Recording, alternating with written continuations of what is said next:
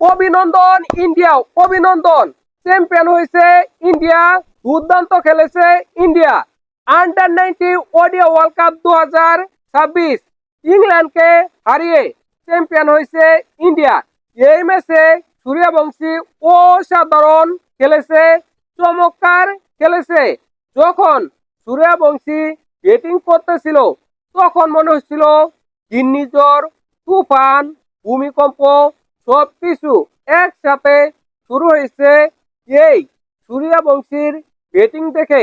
তাই মনে হচ্ছিল তিনি 55 বলে সেঞ্চুরি করেছে এবং 80 বলে 175 রান করে আউট হয়েছে।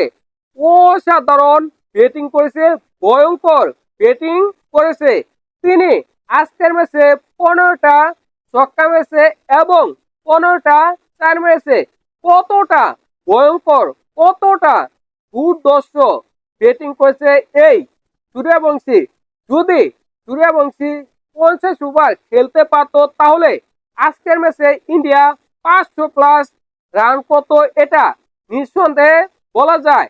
সূর্যবংশীর কারণে আজকে ইন্ডিয়া নির্ধারিত 50 ওভারে 9 উইকেট হারিয়ে 411 রান করেছে।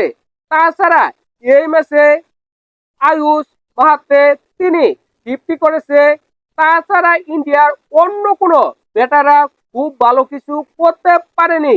তারা যদি আরো ভালো কিছু করতে পারত তাহলে ইন্ডিয়া এই ম্যাচে 500+ রান করত, এটা নিঃসন্দেহে বলা যায়।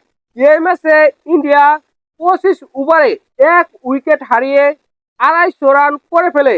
তখন মনে হচ্ছিল এই ম্যাচে ইন্ডিয়া নিঃসন্দেহে 500 রান করবে। ইন্ডিয়া 500 রান করতে পারেনি, যে রান করেছিল 411 রান 9 উইকেট হারিয়ে, সেটাই যথেষ্ট ছিল চ্যাম্পিয়ন হওয়ার জন্য। ইন্ডিয়া চ্যাম্পিয়ন হয়েছে 100 রানের ব্যবধানে। এই ম্যাচে ইন্ডিয়ার ব্যাটাররা বিশেষ করে সূর্যবংশী যেভাবে ব্যাটিং করেছে সেটা ছিল দেখার মতো, সেটা ছিল ভয়ঙ্কর, সেটা ছিল দুর্দর্শ। আপনি এইরকম ব্যাটিং কেন দেখবেন না? ইন্ডিয়া আপনার শত্রু হতে পারে, কিন্তু ইন্ডিয়ার ব্যাটাররা যেভাবে ব্যাটিং করে, যেভাবে খেলা দেখায়, আপনি খেলা দেখতে বাধ্য। এই সূর্যবংশী যেদিন জাতীয় দলে আসবে সেদিন কি করবে, কতটা ভয়ঙ্কর হবে এই ইন্ডিয়া দল, একবার ভাবেন তো, একবার চিন্তা করেন। একদিকে অভিষেক শর্মা, অন্যদিকে সূর্যবংশী যদি টি-20তে ব্যাটিং করে তাহলে ইন্ডিয়ার দলটা কতটা দুর্দর্শ, কতটা ভয়ঙ্কর হবে একবার চিন্তা করতে পারেন। দেখেন আজকের ম্যাচে ইন্ডিয়া প্রথমে ব্যাটিং করে 411 রান করে 9 উইকেট হারিয়ে 50 ওভারে। তখন মনে হচ্ছিল এই ম্যাচটা ইন্ডিয়া জয় লাভ করবে, নিঃসন্দেহে জয় লাভ করবে। এই ম্যাচটা ইন্ডিয়া জয় লাভ করেছে 100 রানের বিশাল ব্যবধানে জয় লাভ করেছে। ইংল্যান্ড 412 রানের টার্গেটে ব্যাটিং করতে নামে।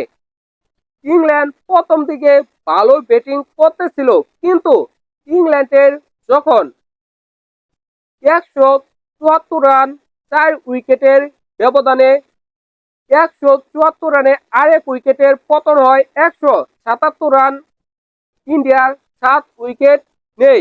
তখনই মূলত ইন্ডিয়া এই ম্যাচটি হেরে যায়।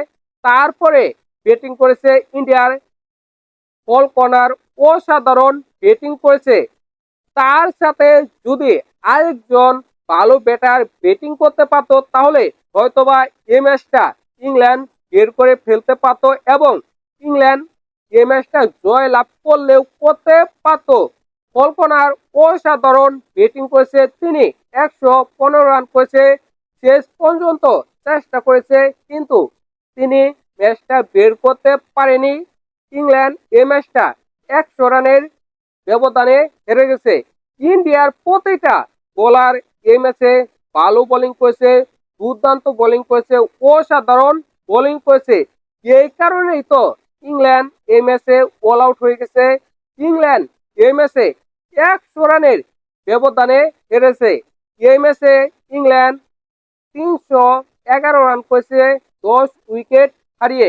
দেখেন, যখন ইন্ডিয়া 411 রান করেছে তখনই মনে হচ্ছিল এই ম্যাচটা ইন্ডিয়া জয় লাভ করবে। এই ম্যাচে ইন্ডিয়াকে কেউ হারাতে পারবে না। ইন্ডিয়াকে কেউ হারাতে পারলো না। ইন্ডিয়া অপরাজিত চ্যাম্পিয়ন হয়েছে, কোনো একটি ম্যাচও হারেনি। এবারের আন্ডার-19 ওডিয়া ওয়ার্ল্ড কাপে অসাধারণ খেলেছে।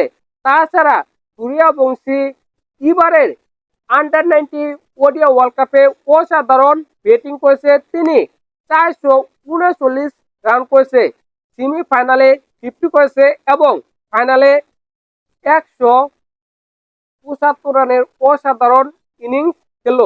তিনি হয়তোবা ম্যান অফ দা সিরিজ হবে এবং আজকের ম্যাচে ম্যান অফ দা ম্যাচ হয়েছে।